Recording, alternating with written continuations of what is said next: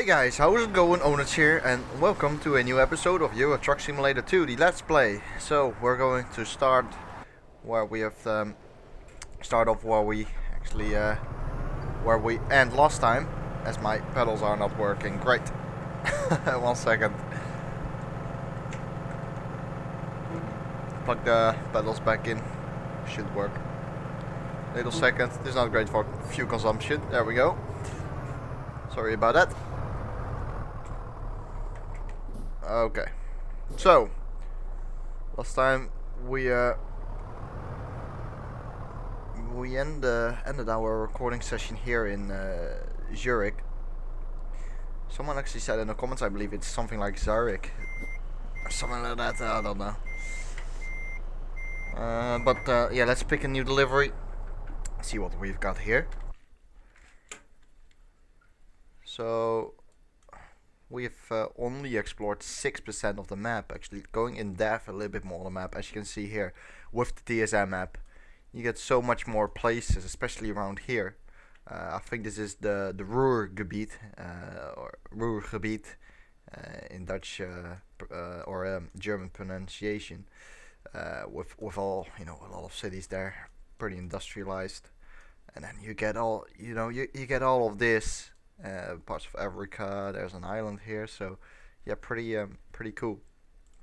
Anyway, let's go for a job here. Beer. Oh, and we are actually going to Africa. Yeah, I think we're gonna take this, guys. 18 ton.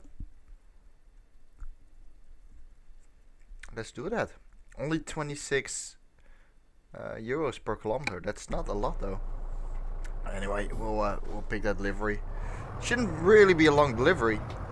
Yes, we're going to Africa, but we're going by boat, which does make it a bit shorter. Well, the trip itself not, but the time we are obviously driving behind the wheel.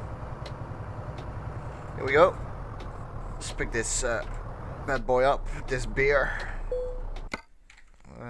So we go through Switzerland, France, nice, 90 kilometers an hour. And then around Monaco here, Marseille, okay. We go to, yeah, it says Algiers over here, but I think it says something like Algeria, something like that. That's at least what it's pronounced in Dutch, but doesn't matter. Pretty nice trailer, look at that. Looks pretty nice.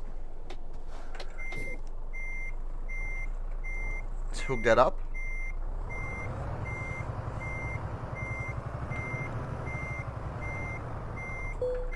This truck really has a super big fuel tank though. I keep saying it, but I really think that that's the case. Well, I think it's a fact. Such a big fuel tank. Pretty insane. So here we go. On our way to the for the first time to Africa.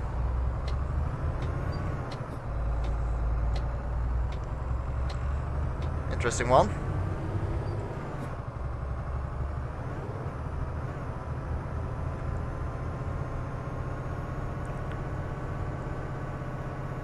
So we're going to drive out of this place here, Zurich, and into France to Marseille, and then across the ocean,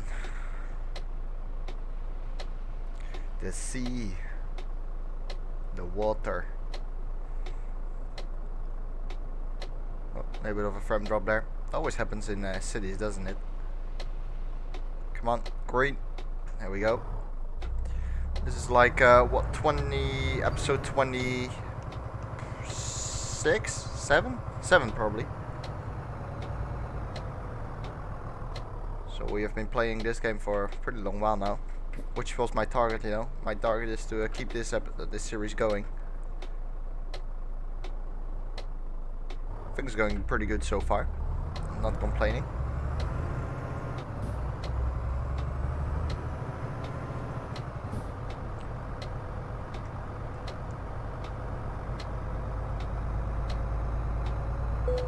There's a DAF dealer over here. See if they actually sell the Euro 6. Yes, they do. Was the the blue truck there, the purple one. Don't know if you've seen it. So I'm sure that we've got some good questions on the and comments on the last video, 2 videos. We'll go through them in a short for a short while soon. But first of all, I am recording this on Saturday night, and tomorrow is the day, and obviously I mean the day where the 2014 World Championship F1 gets decided between Rosberg and Hamilton. Hamilton will probably take it, Rosberg on pole though. Let's actually go to that moment. I mean, Rosberg on pole. I'm going to watch this this race, as it will be the final race for Alonso in the Ferrari. That's something we can talk about for sure this episode. But first of all, a magnificent lap from Rosberg. Really, I was very impressed with that.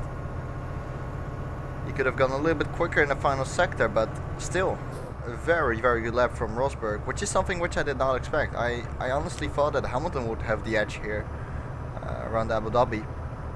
For me, it's a typical Hamilton track. That yeah, Rosberg was very strong, put in a very good lap, has to be said. And obviously has pole position, but Hamilton is in the place where he needs to be. Second, that's good enough for him. And I do think that he will take the championship. And if he doesn't, something weird needs to happen. I don't see Bottas doing anything stupid. So yeah, the only thing which can bring him down is himself, Rosberg, or the car reliability. And well, I think his biggest chance of losing the title is thanks to reliability, but yeah, I don't see it happening.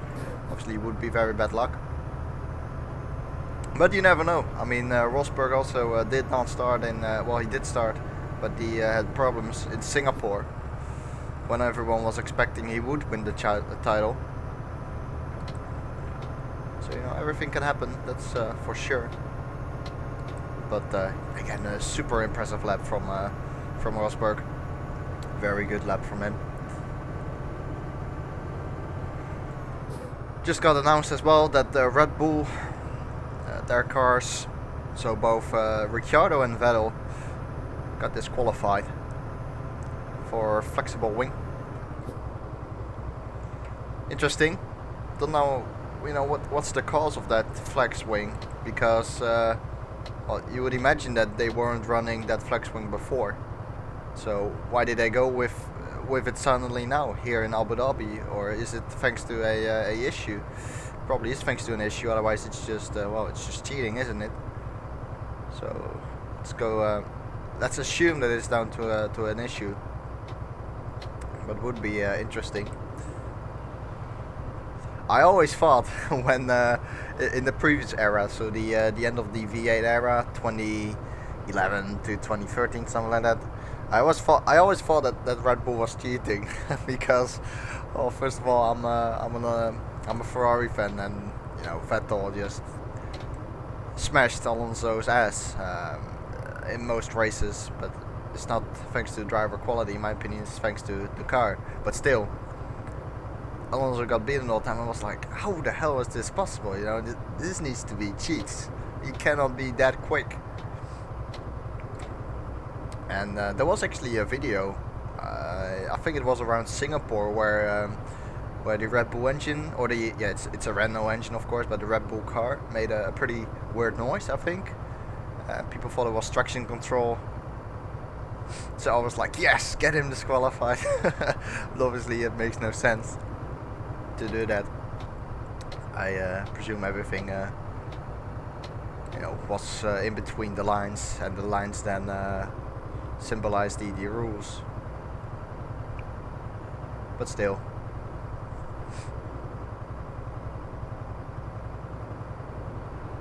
Oh yeah, also of course double points for this race. Don't know where they get that from. It's a very stupid rule, of course. I think a lot of people agree on that. But also, why Abu Dhabi as the season finale? Like, what was wrong with Interlagos, right? I mean, I personally do not like Abu Dhabi, but I think even from just a neutral standpoint, from a mutual point of view, you agree that Abu Dhabi is just not as great as a track than Brazil. Of course, it's special because it's at night, but we care about racing. I don't care whether they drive it at night, day, in snow, ice, hail, thunder, whatever. I just care about the racing, and I think a lot of people do when watching F1. But Abu Dhabi, all special, all in the dark. I think that's just shit. I mean, the conditions the race is in shouldn't really decide whether it's a good race. The racing itself should decide it, and the track layout. I think everyone agrees that Interlagos is a better track than Abu Dhabi, so why not have Interlagos as the finale track? The weather always plays a role. Well, usually it does, and nonetheless, even when the weather, when it's really sunny, it can still be a really, really good race. But yeah, apparently people think differently on that, and they have the right to do so, of course. But then, Alonso leaving Ferrari. Could have seen this one coming, of course, for a long while. But yeah, it's been officially announced now by both Ferrari and Alonso. So that's the end of another era. The Alonso Ferrari era. Alonso leaving Ferrari without any titles. I'm sure that he will not be pleased with that. Very sure about that. I don't think it's his fault though. I don't think he could have done any more than he has done for Ferrari in the last couple of years. Ferrari just didn't build a good enough engine. Alonso actually in a lot of situations overdriving the car.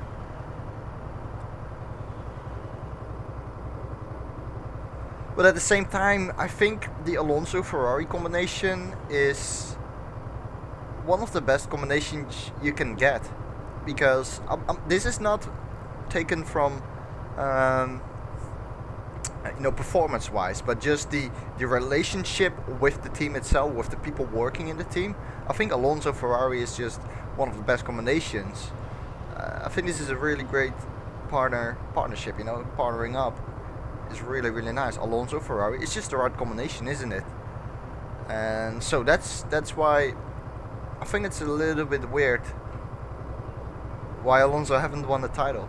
I mean, he is so strong, but yeah, if a driver doesn't have the car he wants, he can do a lot with it, except for overdriving it, and see where you end up. And in most cases, Alonso ended up as best of the rest, especially in the Red Bull era. Of course, not so much this year, but in the Red Bull era, or yeah, I call it the Red Bull era because the Red Bull was so dominant. But you know what I mean.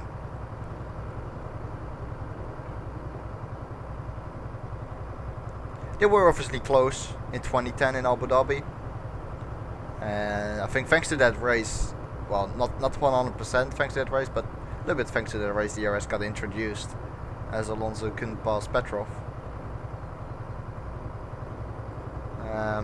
And in 2012, of course, in Brazil, when Vettel spun. I still cannot believe how we actually finished that race. It was a great drive from Vettel. It really showed his qualities. I mean, people are doubting now about Vettel's qualities, but I think he's pretty comparable with Raikkonen.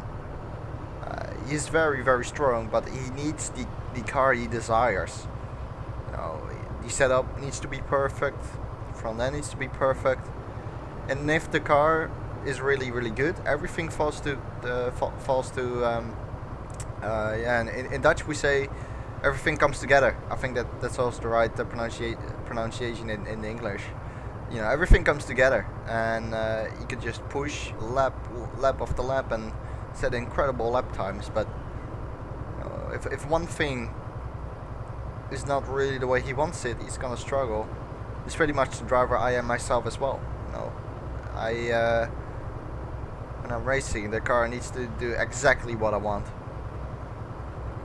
And that's why I have a lot of respect for Alonso, because that car is definitely not doing exactly what he wants, but still he manages to extract every single bit of performance out of the car. A very, very good drive from him.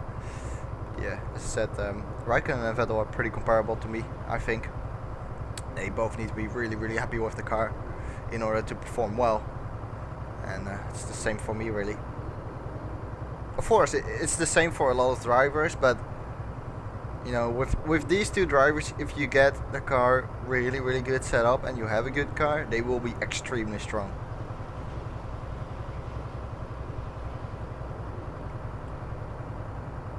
But yeah, wish Alonso all the best. He's certainly done a great job. Valencia 2012 comes up to my mind. Spain 2012, Spain 2013, Spain 2011, the start. I mean, Monza 2011, all great moments, of course. Come on, to the right. Thank you. All great moments and great memories, especially if you are a Ferrari fan like me. But everything comes to an end. That's for sure. But yeah, I wish him all the best.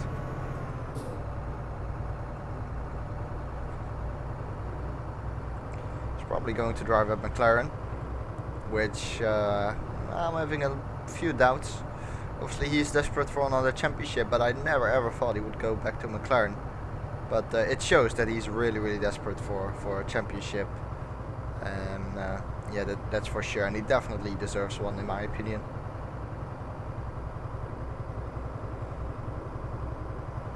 I think we are about to enter France, which means 90 kilometers an hour instead of 80. I hope we actually lifted our axle. Let's have a quick look. No, we haven't. Let's lift the axle. Wait, is it lifted?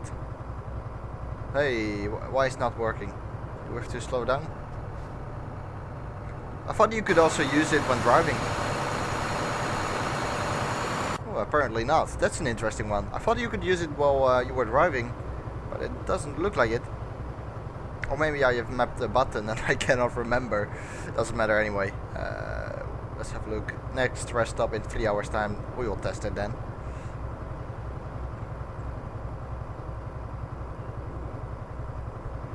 So is there anything else? Well, the race obviously tomorrow. I actually think it will be a boring race. I don't know why, but I just have this feeling. I think Rosberg and Hamilton will just fly off and they will maintain the gap because, you know, there's no need for them to attack. Hamilton will become a champion and that's it. But I might be wrong. I've been wrong a lot of cases, so hopefully that is the case as well for this time, especially from a spectator point of view. Okay, well, a little bit outside Formula 1. Is there anything I would like to say? Not really, I think. No, I cannot really think of anything.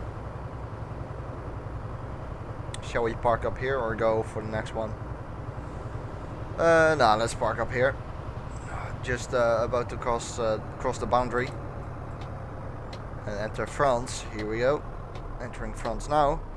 But we will have a little rest here on this side of the road.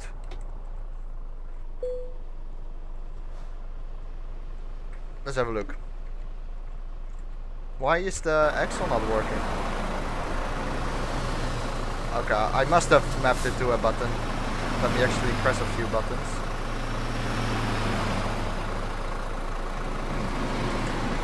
Gonna have a quick look here. I don't know anymore. You lift drop axle. Yeah, why is it not working then?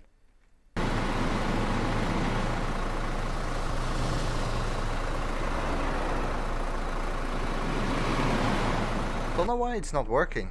That is an interesting one. Anyway, let's rest here. Otherwise we will lose valuable time. And there we go. We wake up just before 12 at night, o'clock. No, still doesn't work. Interesting. Don't know why. If someone knows why, please let me know. Don't get it, honestly. Maybe I'm stupid. I probably am.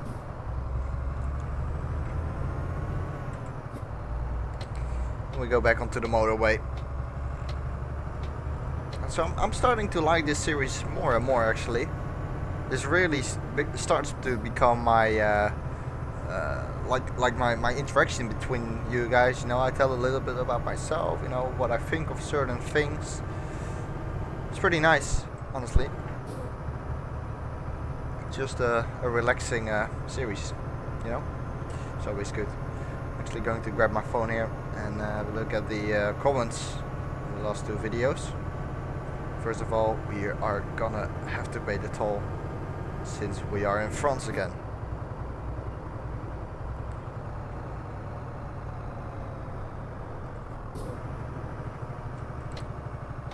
Oh yeah, there was also news about Bianchi, I believe. Or Schumacher, was it? I think it was Bianchi. I think Bianchi is now in France as well. And he gets treated by some kind of doctor who also treated Schumacher, if I'm right. Let's hope he, you know, let's hope for positive news coming from the Bianchi camp. And the camp then being the family, of course. As this guy gives away to us, so very kind of him.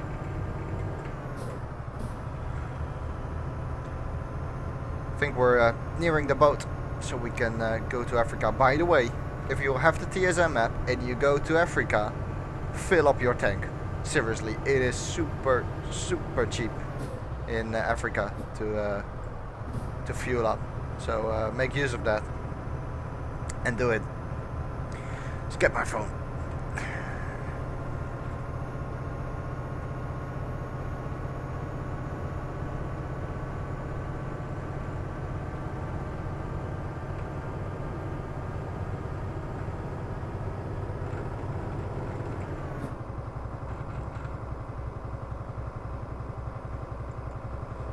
Go into cruise control mode. It's really easy.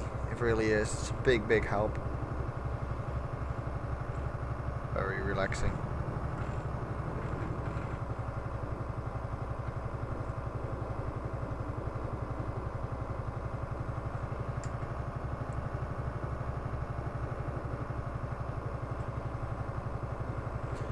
One second, guys, I'm almost there. Need to pay attention to the road as well. We need to go off here. Episode 25. Oh, pay attention to the road. I'm trying to read. Furkan asked Jen, can you drive another truck? The new DAF looks pretty good. Yeah, the new DAF does look good, and I've talked about this in the previous episode that we might buy that as our next truck, but hey, look at our money, you know. Need to do some deliveries first, and actually I need to upgrade our garage first before I can actually afford a new truck, you know. That way I will not lose that truck, and I can park that truck up in one of my garages then, you know, probably the one in Rotterdam we are going to upgrade. So you know, I can have an employee working for our company as well, bringing in some money. So it will probably take a little while, but after that, you know, once you have an employee, I noticed that it goes a lot smoother, you know, in terms of income. You have a stable income, so after that, you know, it's all getting better. Someone actually asked me a question in Dutch, Bob Herbs. Do you also play FIFA because you like football? Yes, I do play FIFA. FIFA 15, of course, at the moment. So yeah, I enjoy that.